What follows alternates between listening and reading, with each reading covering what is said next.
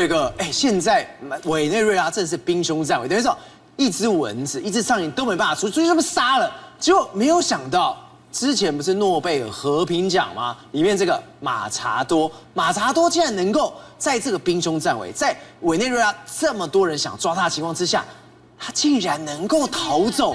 他竟然能够真的到到了一些去领奖的地点，甚至到了美国，真的假的？那么这个委内瑞拉的反对派的领袖呢，马查多啊，那么竟然后来出现在这个等于说挪威奥斯陆，让大家吓了一大跳。他怎么出来的？记不记得前几天有一个新闻外电突然间讲说，2架这个美国航空母舰起飞的超级大黄蜂 F-18，对。 侵入委内瑞拉的领空30几分钟，而且一直在那边飞，对不对？对。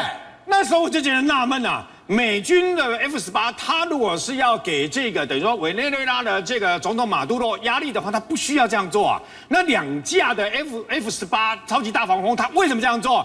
今天终于揭晓答案。 他是在空中帮这个马查多护航的，你知道吗？美军的战机是在空中帮他护航的。原来这个计划逃亡计划早就秘密进行了2个多月。那么马查多他过去1年多啊，藏在委内瑞拉的这个等于相关的郊区啊。为什么？因为他是反对派的领袖嘛。那这个马杜罗他们当然是非常对他非常要处理他的，一定要处理掉他啊，必除之而后快嘛。那一直找不到他，一直抓不到他。那因为诺贝尔的和平奖的是他，那么。 马杜罗心里想说，你应该很想去领这个诺贝尔的和平奖嘛。所以呢，在机场啊，在港口等个地方就放下重兵要抓他。结果呢，没有想到呢，美军更厉害。为什么？美国他们呢，那么就明明这个等于说要让他出来，但是就故意放空气啊，故意放空气，说他没有办法来，所以让他的女儿安娜来带领。对。而那天在这个诺贝尔和平奖的现场呢，安娜也说，她的妈妈她也不知道在哪里。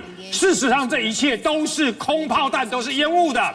为什么呢？因为就是安娜讲话的这个时候，她的妈妈已经在美国私人专机的行政专机的飞机上面了。哇塞！为什么呢？一定要厉害了吧？为了她的安全嘛。那么马查多是在2位这个等于说啊，因为这个是根本就是电影的情节嘛，所以他在2名这个等于委内瑞拉的这个等于人士帮忙的之下呢。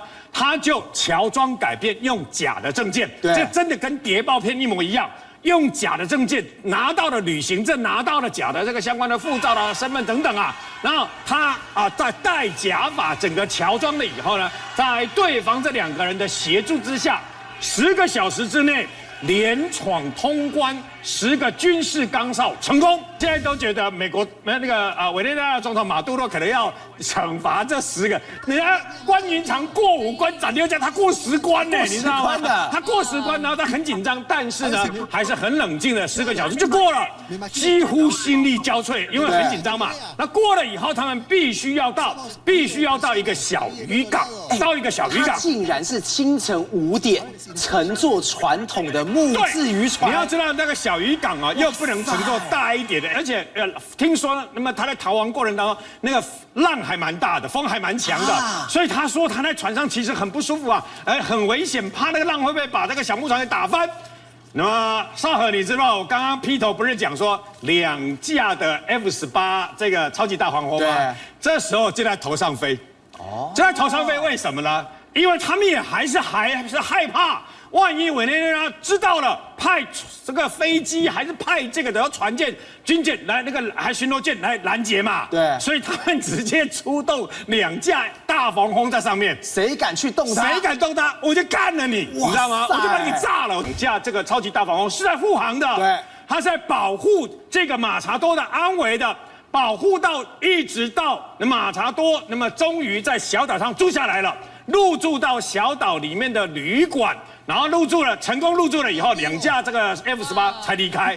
可是我相信，包括马杜罗也搞不清楚这2架到底发生什么事情了。他也不知道这2架到底要来干嘛，现在来炸我还是怎么样啊？不知道啊。但是呢，2架就这样护航成功，要飞回去，没多久。 1架行政专机小飞机就悄悄地降落在这个小岛，对，然后降落以后人就载走了，载走了以后先到迈阿密，然后紧接着来迈阿密中途还在一个地方加油降落，然后就后来呢，然后那就直接飞到了这个所谓的挪威奥斯陆，整个逃亡历程是这样来的，所以你就知道，为了协助马查多出来啊，你就知道美军跟美国的相关的 CIA 有多么厉害了。宏观取材，厘清真相，犀利精准，深入剖析，时刻掌握关键新闻时事，不漏接。